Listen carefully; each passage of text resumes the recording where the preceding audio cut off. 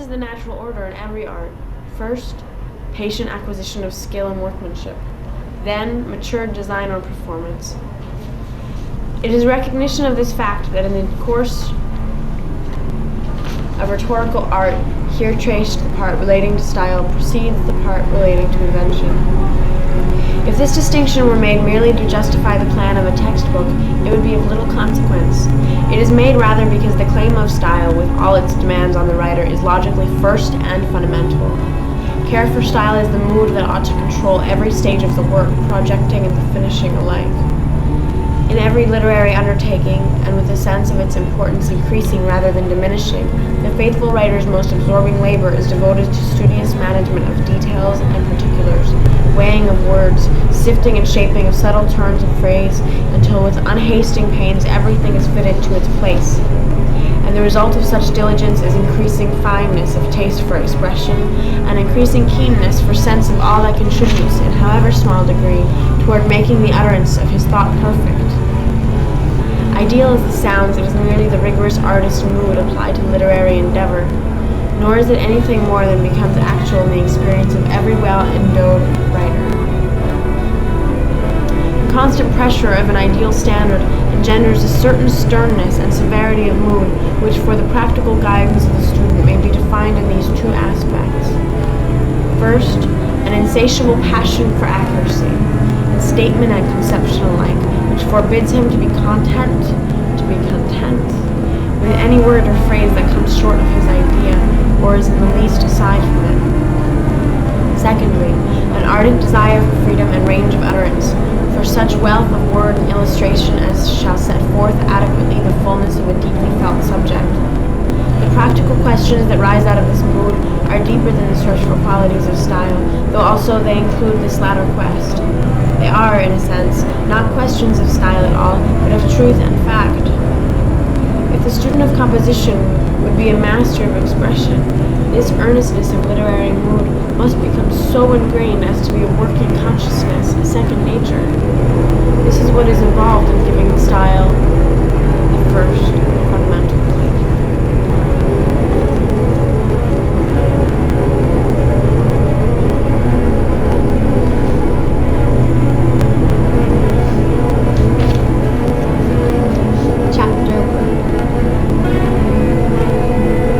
Nature and bearings of style. Definition of style. Style is a manner of choosing and arranging words so as to produce determinate and intended effects in language. This is given as a working definition suitable to the course of study, not as including all the literary refinements of style. A distinction general, though not absolute, between style which centers in manner and invention which touches the matter has been given above.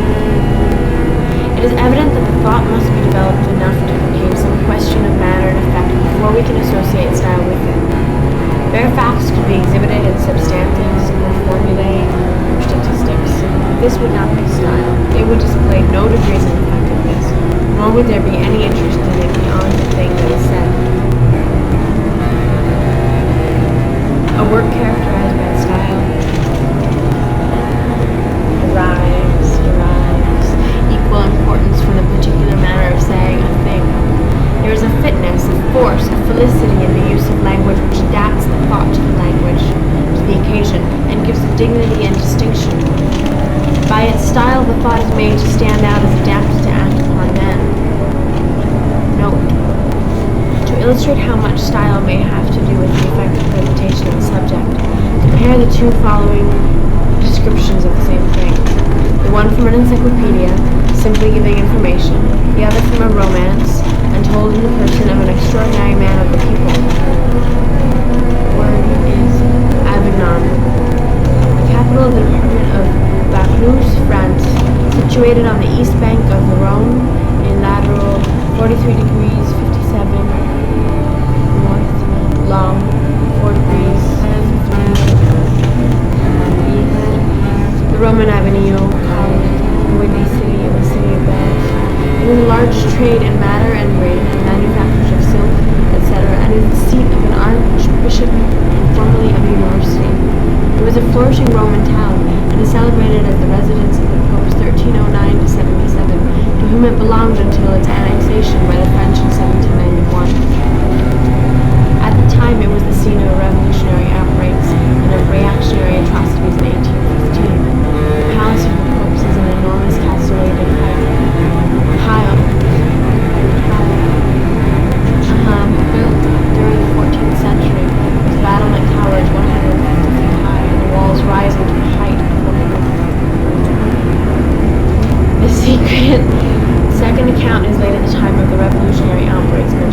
of hope.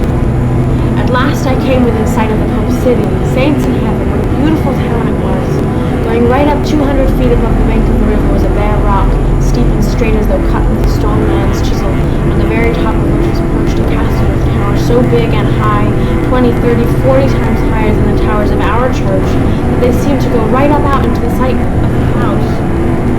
It was the palace built by the popes, and around and below it was the piling up of houses, big, little, long, wide, of every size and shape, and all of cut of stone, covering the big space as big, I might say, as halfway from here to the carpenter's. When I saw all this, I was thunderstruck, and I thought I still was far away from the city, a strange buzzing. And though I was still far away from the city, a strange buzzing came from it and sounded in my ears. But whether it were shouts or songs or the roll of drums or the crash of falling houses or the firing of cannon, I could not tell. Then the words of the lame old man all came back to me, and all of a sudden I felt like waiting around me. What was I going to see? What was going to happen to me in the midst of those revolutionary city folk? What could I do among them? I, so utterly, utterly alone. From these examples, it would appear that we must enlarge our conception of what is involved in cause and effect by using language. If we meant merely setting forth bare facts of information, then writing like the first quoted paragraph would be enough. Rhetorical study would be learning to make catalogues and annals, and all excellences of style will be reducible to various kinds of reinstating. While good writing includes this, while one of its most imperative aims is faithful transcription of fact, it includes with this also the writer's individual sense of fact. And this latter imparts into the literary quality, character and coloring due both to the intrinsic nature of the fact or thought itself and to the writer's own personality. Both of his relations of style require a few words to explanation. Style and thought. It is a common notion among practical-minded people that the style of a literary work is an addition from without, as if the thought existed first by itself, and then someone who could manipulate words dressed it up for effect. To them, literature seems a trick and a trade, having to do with devices and ornaments of expression, or with cunning artifices of argument. This idea that so often weights the word with rhetoric, with reproach, and casts a slur on anything that is not expressed in the plainest and directest manner. But the truth is, if in good writing a thought is told plainly, it is because the thought itself is plain and simple, requiring only a bare statement for its full setting forth. If another thought is told elaborately, it is because wealth of word, illustration, figure, clever phrasing, and arrangement are necessary to sound its depths or to be just to its subtle shadings. To a trained sense, thoughts are essentially beautiful or rugged, dignified or colloquial, dry or emotional, containing therefore the potency of their own ideal expression. His aim is simply to interpret this character, whatever it is, and by making his word and phrase correspond thereto, to tell exactly and fully the truth that lies enwrapped in it.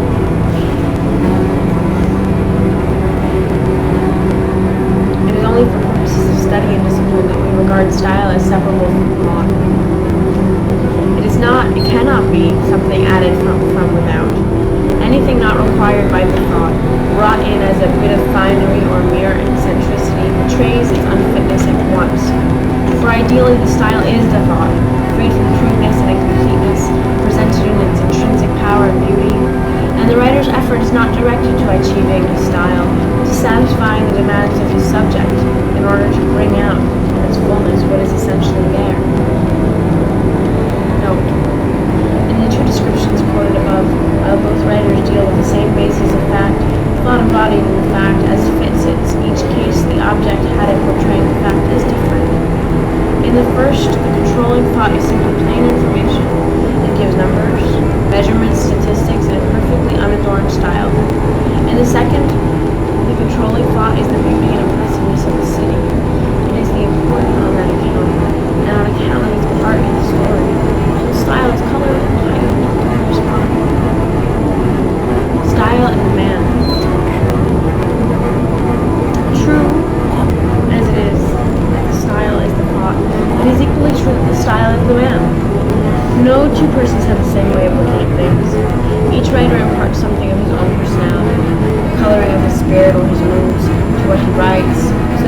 vigor of his will, the earnestness of his convictions, the grace of his fancies, and yet again in a manner of expression that would be natural to no one else.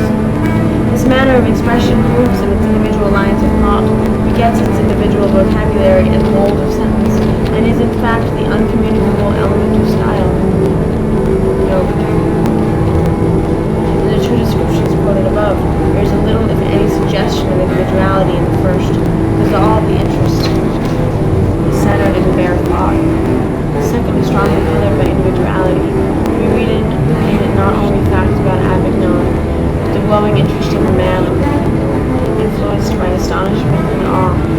And if this is the vain mood, still we see beyond it, in the author, a man of vigorous and penetrative imagination, whose clear mind realizes the vital contact with the soul of the world.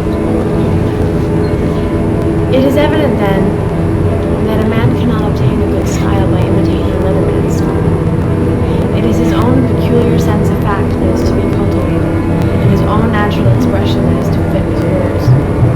He may indeed get from the writings of others many valuable suggestion or inspiration for the management of his own work. He ought to be a diligent student of literature for this very purpose.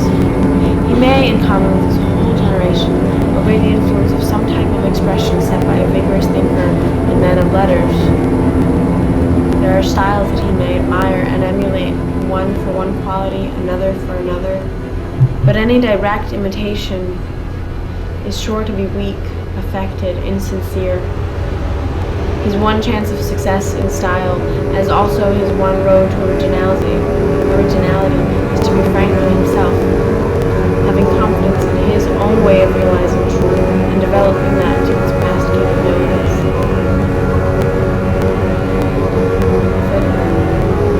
He who would write anything worthy to be called style must first grow thoughts which are worth communicating, and then he must deliver them in his own natural language.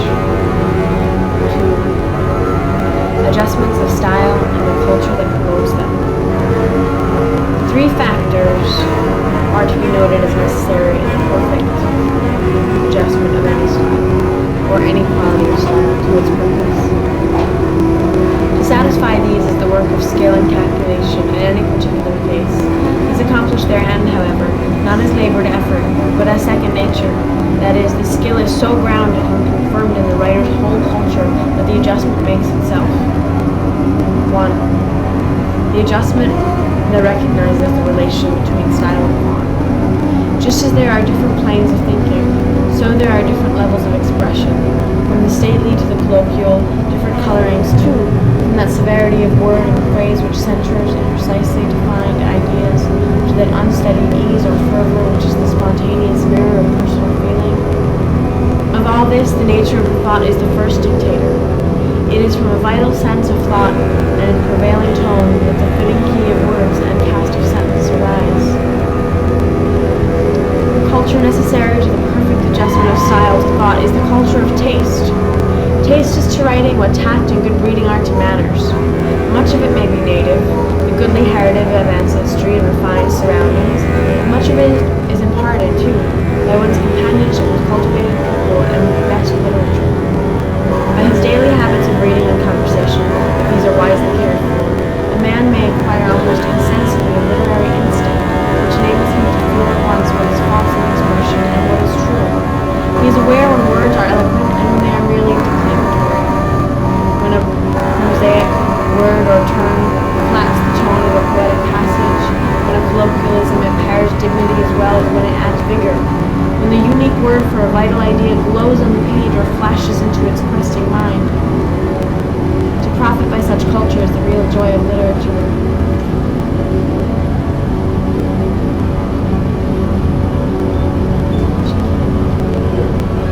2.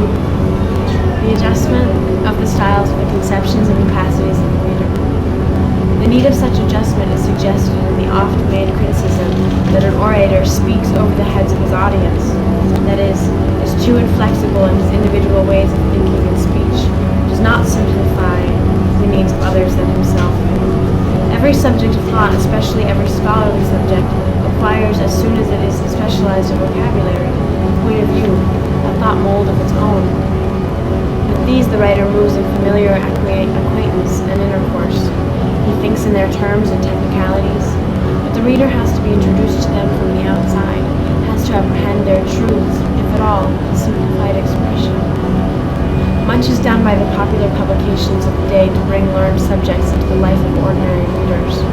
Still, much will always remain to be done, and the problem that besets the thinker always is how to translate his thought into the language and conceptions of average minds. The culture necessary for the perfect adjustment of styles of the reader is the culture of broad interests and of the knowledge of human nature. Every well-written book contains evidence that not only its subject, but the mind of its reader has been closely studied. To the masterful writer, an audience is always imaginatively present, even in the solitude of his study. He writes as if he were conversing with them, meeting their difficulties and adapting himself to their view of things. This is not what is called writing down to the reader. Rather, it is divesting hard thought of its technical dress and exhibiting in it the light of everyday standards. And it is in this direction that literature lies. The adjustment of the style of the writer's self, so that it shall be a true and spontaneous representation of his mind and character. The ability to make this so is by no means a matter of course. A writer's mind may be glowing with the beauty or greatness of truth, and yet his attempt to express it may result, with his best efforts, only in frigid and stilted language. He may in conversation be perfectly fluent and natural, may tell a story capitally, or conduct an argument with spirit and point, and yet write a pedantic or lifeless style.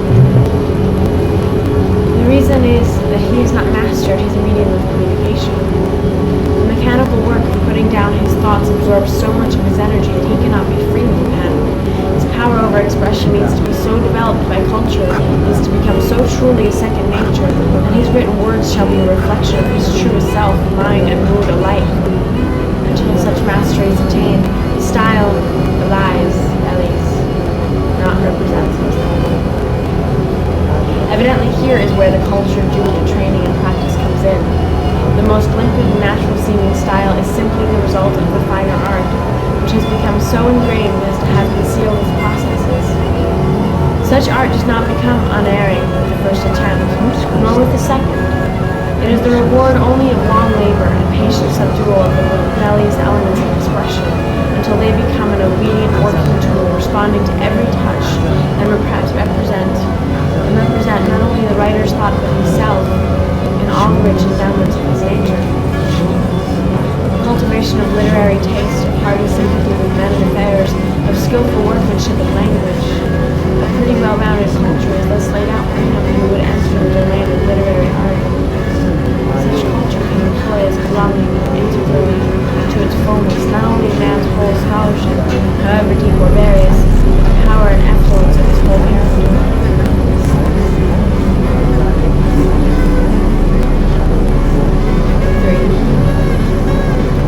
Principle of economy. Foregoing ideals of style, with their various lines of adjustment and culture, may be reduced to one practical object, which, adopting the central idea of Herbert Spencer's philosophy of style, we may define as the economizing of the reader's attention. Note: the following is the paragraph of Mr. Spencer's book in which the principle is set forth. On seeking for some clue to the law underlying these current maxims, we may see shadowed forth in many of them the importance of economizing the reader's or hearer's attention. To so present idea that they may be apprehended with the least awful mental effort is the desideratum towards which most of the rules above may point. When we condemn writing that is wordy or confused or intricate, when we praise the style as easy and the blame that is fatiguing, consciously or unconsciously assumes desideratum as our standard of judgment. Regarding language as an apparatus of symbols for the conveyance of thought, we may say that, as in a mechanical apparatus, the more simple and better arranged its parts, the better will be the effect produced. In either case, whatever force is absorbed by the machine is deducted from the result. A reader or listener has at each moment but a limited amount of mental power available. To recognize and interpret the symbols presented to him requires part of his power. To arrange and combine the images suggested requires a further part, and only that part which remains can be used for realizing the thought conveyed. Hence, the more time and attention it takes to less time and attention can be given to the contained idea, and the less vividly will that idea be conceived.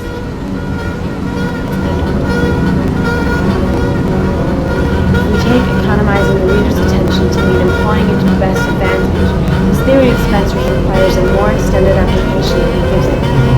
Some kinds of subject matter, too, require more strenuous attention than others, and there are various kinds as well as various degrees of attention for work. The following main applications of the principle are important to keep in mind. 1. The most obvious meaning of economy is giving the reader less to do.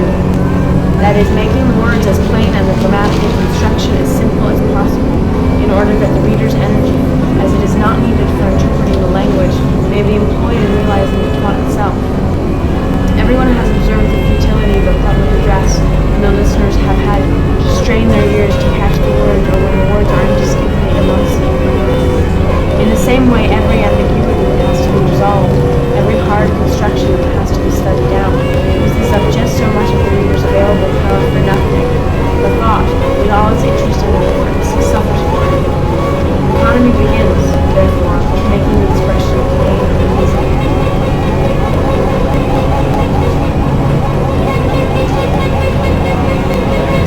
2. Some plots are in their nature hard or intricate. Besides, it is too cheaply obtained as too little value, in literature as in everything else. Frequently a thought is prized more for some effort made to master it. This consideration creates no plea against simplicity or the construction. That need is universal. But it suggests that in many cases it is true economy. Instead of giving the reader less to do, to stimulate him to do more, to use such striking language as sets him thinking or awakens his imagination. This kind of economy is what dictates the use of vivid and suggestive language, picturesque imagery, and skillful phrasing in vivid ideas. It is the economy which makes up the vigor for what it is sacrificed to facility. 3.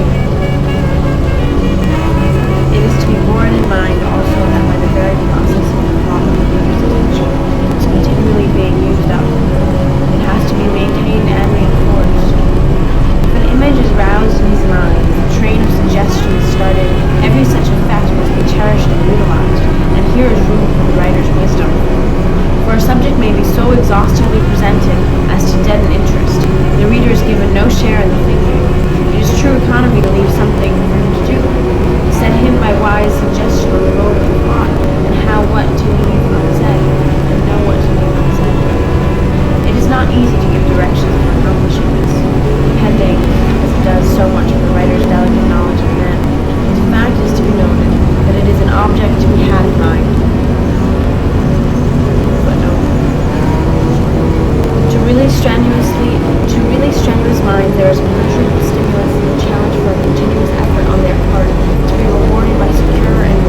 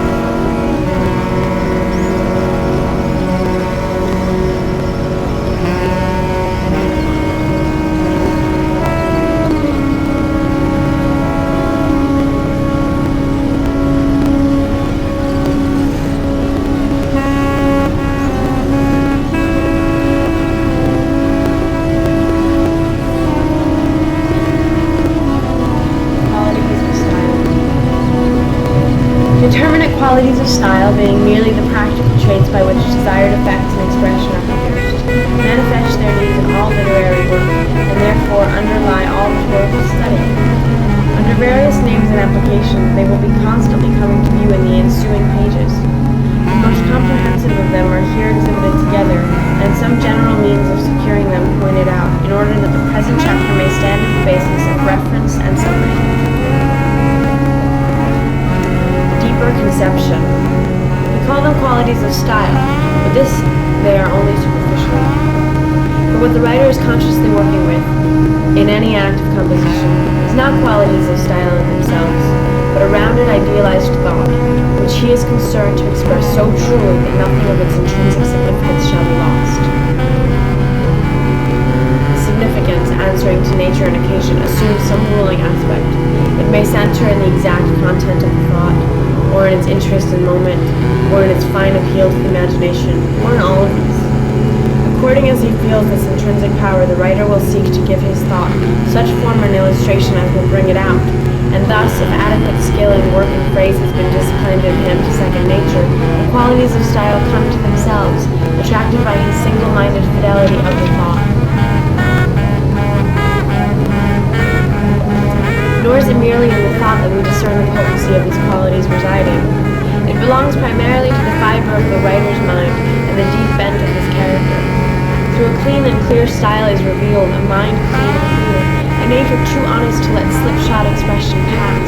The opposite holds, too, and a bemuddled mind or a shallow character betrays itself inevitably. Earnestness of conviction or the lack of it, grace or coarseness, are in the soul's grain. The style is their mental photograph. The qualities that the writer would impart to his expression, he must cultivate in himself. The classic utterance of this truth is Milton's. And long it was not after, when I was confirmed in this opinion, that he who would not be frustrate of his hope to write well hereafter in laudable things, ought himself to be a true poem, that is a composition and pattern of the best and honorablest things, not presuming to sing high praises of heroic men or famous cities, unless he have in himself the experience and the practice of all that which is praiseworthy. The following remarks on the relation of style qualities to character were inspired by a study of the mind and art of Tennyson. Quote, clearness in thought and words ought to be part of a writer's religion. It is certainly a necessary part of his morality. Nay, to follow clearness like a star, clearness of thought, clearness of phrase, in every kind of life is the duty of all. Stop the books. We have critics not a few who regard sweetness and strength as attributes of style, and are ignorant that they are not attributes of style, but attributes of mind and character expressed in style. Summary of the qualities. Corresponding to the main directions that a writer's endeavors for effect may take, the qualities of style reduce themselves to three. Clearness,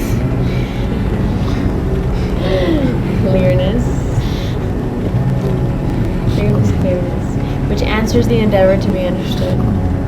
Force, which answers the endeavor to impress. Beauty, which answers the endeavor to please.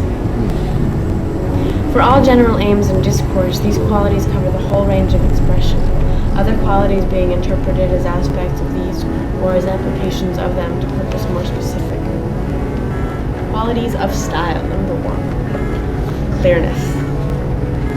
To be intelligible, to make oneself understood, is the fundamental aim in all seriously meant writing, an aim prior to and largely promotive of all others. Not only what is to add to the reader's information and knowledge, but whatever is to thrill his emotions or stir his fancy must come to him first through the brain, thinking power. Hence the primal need for clearness, in conception and expression. So rigorously is this ideal of intelligibility held by conscientious writers that no word or phrase that would puzzle the dullest reader is willingly tolerated. The supreme aim is not merely style that may be understood, but style that cannot fail to be understood. No room for the lazy plea, not quite right but near enough, or for the arrogant one, I cannot write and provide brains too. The ideal is absolute, the occasion universal. To be clear, the writer must first be sure of a meaning, very definite and literal, and then say just what he means without seeming to say something else, or leaving the reader in doubt what he does say. And somebody else thinks that the secret of clearness lies in denotation. This requirement, so much easier to define than to satisfy, looks two ways, toward the thought and toward the reader, and accordingly, the quality of clearness takes two quite distinct aspects, each with its dominating usages and procedures. Precision, or clearness in the thought. Obviously, the first and paramount duty is to be perfectly true to that thought, to set it forth exactly as it is, whether hard or easy, simple or involved. With the plain conceptions and events of everyday life, this is no great problem. Ideas do not transcend the compass of the commonest words. But when it comes to strenuous and deep thought, requiring close analysis and discrimination, evidently clearness and simplicity are not synonymous. An easy word for an abstruse idea, while it may produce a semblance of clearness, may actually becloud the thought more than it helps it. Some degree of difficulty as exacted by the sphere of ideas in which one is moving cannot be avoided. The only sure resource is to work for the exact setting forth of the idea, nothing else, nothing less, and the clearness thus obtained, whether ideally easily or not, will be a clearness of thought, yielding a shapely idea, or as it is called, clear-cut expression. Such precision depends mainly on the writer's vocabulary, the words he chooses to name his thought, rather than on the way words are put together. The following are the principal aspects of the endeavor for precise denotation asserts.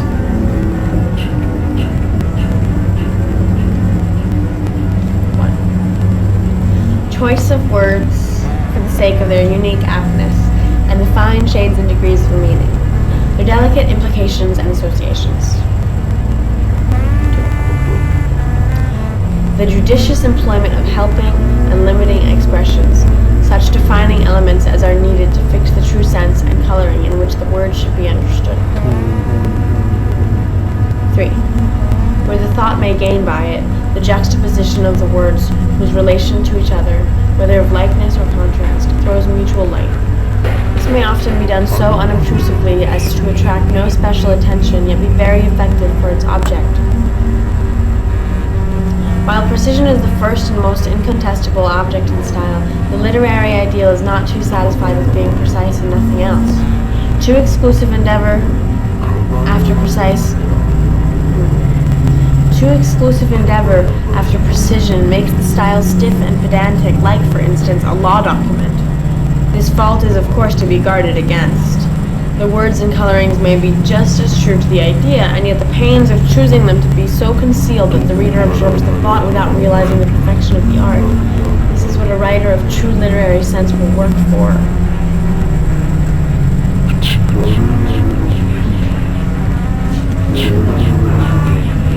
Perspicuity, or clearness in the construction.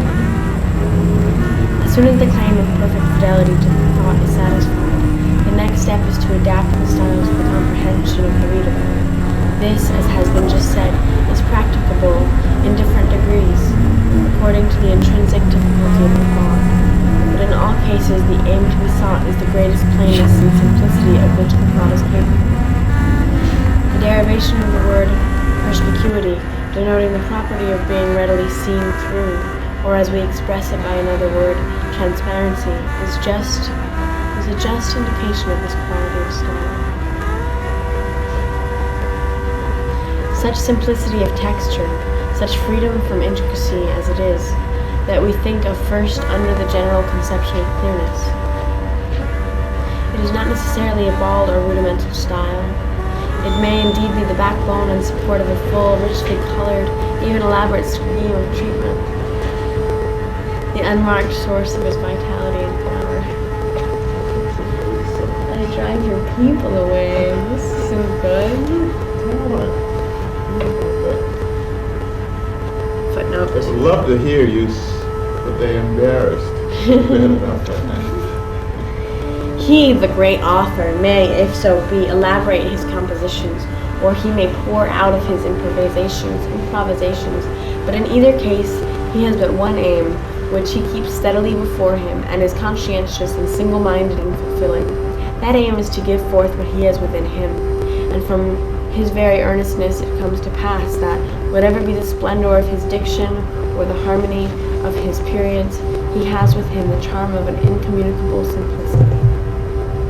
Newman said that. That aspect of clearness which we thus name perspicuity depends, as intimated above, for the most part on grammatical and logical construction, on the way in which the reader is kept aware of the mutual relations of words and phrases, and of their orderly progress in building up the sentence and paragraph. The following are the general aspects